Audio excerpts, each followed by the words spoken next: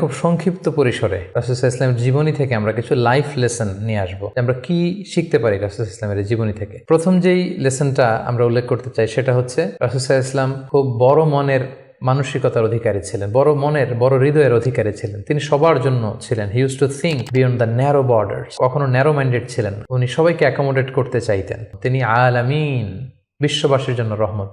He is for all and his teaching is for all.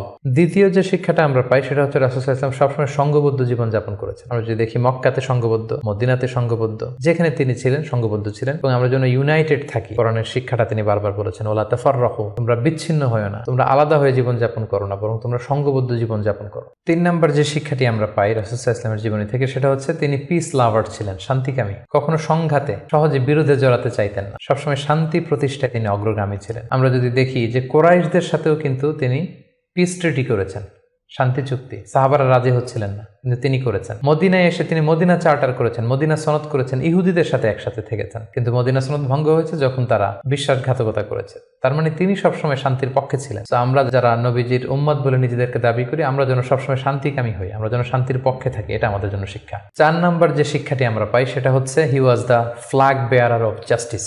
ন্যায় যেখানে, সত্য যেখানে, ইনসাফ যেখানে, জাস্টিস যেখানে, তিনি সেখানে। তার প্রমাণ আমরা দেখি 20 বছর বয়সে তিনি যখন যুবক, তখন তিনি হেলফুল ফুজুল নামে যুব সংঘ করেছেন। উদ্দেশ্য কি ছিল?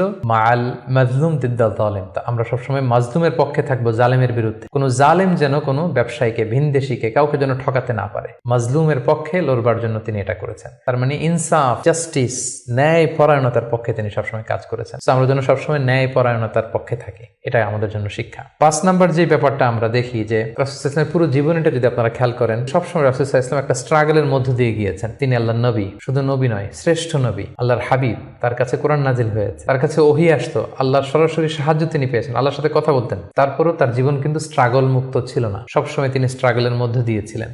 আমরা একটু স্ট্রাগল করলে হতাশ হয়ে পড়ি, একটু বিপদে পড়লে হতাশ হয়ে পড়ি। আমরা যদি রাসূলের জীবনী দেখি তাহলে আমরা বুঝতে পারবো না, হতাশ হওয়া যাবে না, ধৈর্য ধারণ করতে হবে। কারণ struggle is the part of our life. আমার নবী স্ট্রাগল করেছেন, তিনি সংগ্রাম করেছেন। সো সংগ্রাম আমাদের জীবনের অংশ। এই শিক্ষাটা আমরা পাই। 6 নম্বর যে শিক্ষাটি আমরা পাই সেটা হচ্ছে রাসূল সাল্লাল্লাহু আলাইহি ওয়াসাল্লাম ব্যক্তিগত জীবনে অত্যন্ত সৎ ছিলেন, যে কারণে যে কুরাইশরা রাসূল সাল্লাল্লাহু আলাইহি ওয়াসাল্লামের বিরোধিতা করতো, তারাই রাসূল সাল্লাল্লাহু আলাইহি ওয়াসাল্লামকে উপাধি দিয়েছিল আস-সাদিক আল আমিন, সত্যবাদী, আমানতদার। যেদিন তিনি হিজরত করবেন সেদিন তিনি তার ঘরে রাসূল সাল্লাল্লাহু আলাইহি ওয়াসাল্লাম আলী রাদিয়াল্লাহু তাআলা আনহুকে রেখে গিয়েছিলেন। কারণ ওনার কাছে মক্কার অনেক লোকেরা আমানত রেখেছিল, সেই আমানতগুলো বুঝিয়ে দিতে আলী রাদিয়াল্লাহু তাআলা আনহুর 3 দিন সময় লেগেছিল। এত পরিমাণে ডিপোজিট ছিল, আমানতের বিভিন্ন জিনিসপত্র ছিল, সেগুলো আলী রাদিয়াল্লাহু তাআলা আনহু বুঝিয়ে দিয়ে তারপরে তিনি হিজরত করেছেন। কতটা আমানতদার ছিলেন আমাদের প্রিয় নবী। এবং ওনার এই ব্যবসায়